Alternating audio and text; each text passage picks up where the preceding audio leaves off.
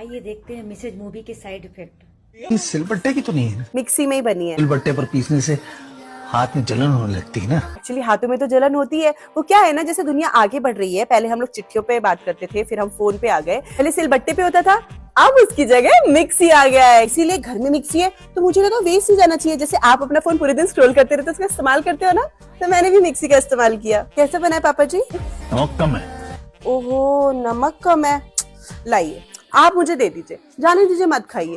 हम एक काम करते हैं, हम बाहर चलते हैं। जैसी बिरयानी चाहिए ना, अब वैसी बिरयानी खाना। जॉब के लिए तो मैंने मना किया था ना बेटा। जब मेरी शादी हुई थी तो आपने बोला था ना कि मैं आपकी बेटी हूँ। बेटियां तो वही काम करती है जो पापा मना करते हैं। पापा की परी होती है ना, जिद करके जाती है, रोकना मत। ठीक है, चलो मैं मिलती हूँ आपसे। किचन की बात आती है तो मैं किचन की बात आ रही है। तुम और तुम्हारे पापा जी मुझे पूरे दिन किचन में रखते हैं। मैं सनफ्लावर जैसी नहीं महकूंगी। शक्ल खराब है भाई, रियल में ना तुझसे पटती भी नहीं। वो तो अरेंज मैरिज है ना, इसलिए तुझसे शादी हो गई। चाटा मारूंगी ना, धरती चाटता फिरेगा। 9 ग्लास नींबू पानी चाहिए बात। 9 ग्लास नींबू पानी चाहिए, वो भी अलग अलग डिमांड के साथ।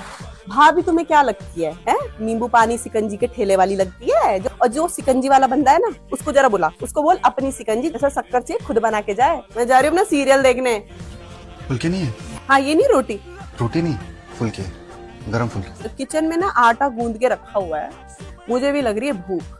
सुबह से खड़ी हूँ, कमर में हो गया मेरे दर्द। आप काम करके आए हो तो मैं भी काम कर रही हूँ सुबह से। गरम फुल्के खाने, जाके बना लो। जॉब के लिए तो मैंने मना किया था ना बेटा। क्या पागल हो गई हो क्या? एक लगाऊंगा तुम्हें। गरम फुल्के नहीं है। कब से आवाज दे रहा हूँ, इस घर में रहना तो उसके रूल्स फॉलो करने पड़ेंगे। यार, ये मूवी देखने के बाद तो मुझे रियलाइज़ हो रहा है कि मेरा पति तो बहुत अच्छा आदमी है। भले ही वो आलसी है, लेकिन मुझे परेशान तो नहीं करता। बेशक मुझे कहीं घुमाने ना ले जाए, पर मुझ पे चिल्लाता तो नहीं है। मेरे सारे काम भी कर देता है, जो दे दो वो खा भी लेता है। आज के बाद मैं कभी उनसे नहीं लड़ूंगी।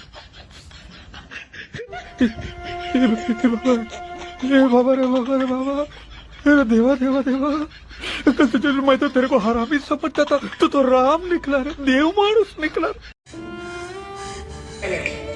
तुम्हारे पापा जी को चटनी भी सिलबट्टे की। सब लड़के एक जैसे ही होते हैं, और लड़कियों के साथ कितना बुरा होता है। हुआ नहीं तुम्हारा अभी तक झाड़ू पोछा? खाना भी बना लेना।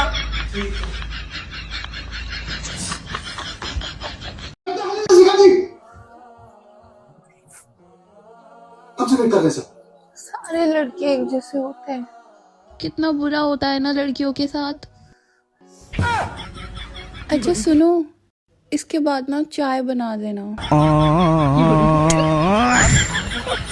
सान्या मल्होत्रा की मिसेज ने आग लगा दी है। टिपिकल देसी ससुराल के इनसाइट्स को इतनी बारीकी से दिखाया है कि आप अवॉइड ही नहीं कर पाओगे। किचन के पीछे के कांड साफ दिखाई दे रहे हैं, और अब इस मूवी को देखने के बाद कोई और दोबारा ये सवाल कभी नहीं पूछेगा कि बहुरानी का मुंह क्यों बना रहता है। इस मूवी ने एक चीज को क्लियर कर दिया है कि मैटर ही नहीं करता कि लड़की कितनी ज्यादा अच्छी, टैलेंटेड या पढ़ी लिखी है। अगर वो फुल्के की जगह चपाती सर्व करती है तो भाई उसे बुरी तरीके से जज किया जाएगा। हम 2025 में जी रहे हैं, पर आज भी बहुत सी लड़कियां अपने ससुराल में यही सुनती है कि भाई हमें तो चटनी सिलबट्टे की पसंद है और तुम मिक्सी पे बना के खिला देती हो। जरूर सिलबट्टे पे बना के खिलाने में तुम्हारे हाथों में मिर्ची लगती होगी। खाना पकाते वक्त अगर आप चम्मच से निकाल के थोड़ा सा खाना चख लेते हो कि नमक कम ज्यादा तो नहीं है, तो भाई बहू को तो खाना बनाते बनाते चुगने की आदत है। I know it doesn't sound like a big deal, but think about it like that कि आप एक ऐसी जगह पे रह रही हो जहाँ पे आपको बात बात पे टोका जा रहा है और बार बार आपको जज किया जा रहा है। देखो, अगर आपकी जॉब पे आपको बार बार जज किया जाता है ना, तो आप अपनी जॉब को स्विच कर सकते हो। अगर आपका मैनेजर टॉक्सिक है और आपको बात बात पे टोकता है, तो वो एक ना एक दिन बदल जाएगा। पर अगर आपके ससुराल में ही आपको बात बात पे टोका जा रहा है और जज किया जा रहा है, फिर आप क्या करोगे? अब तुम हमारे घर पे आ गई हो और अब तुम्हें हमारे घर के कायदे कानून सीखने पड़ेंगे और अपने आप को तुम्हें इस हिसाब से ढालना पड़ेगा और एडजस्ट करना पड़ेगा जैसे आज तक हम जीते आए हैं। पर हम तुम्हारे लिए 1% भी एक्सेप्टेंस लाने के लिए तैयार नहीं है। हम बात बात पे तुम्हारी छोटी से छोटी गलतियों को पॉइंट आउट करेंगे और हाईलाइट करेंगे, जिससे हम तुम्हें ये दिखा सके कि हम तुमसे सुपीरियर हैं और तुम्हारी personality, choices, preferences, likes, dislikes जाए